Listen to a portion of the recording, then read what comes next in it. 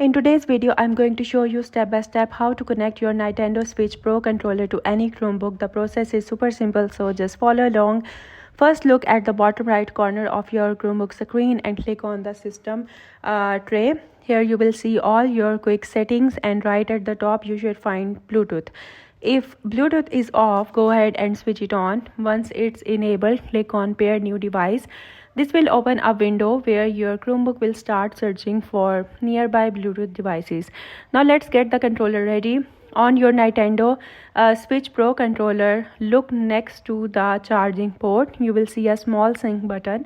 Press and hold this button for a few seconds until the light starts flashing. That means the controller is now in pairing mode and ready to be discovered. In a moment, your Chromebook should show Pro Controller or Nintendo Switch Pro Controller in the list of nearby devices.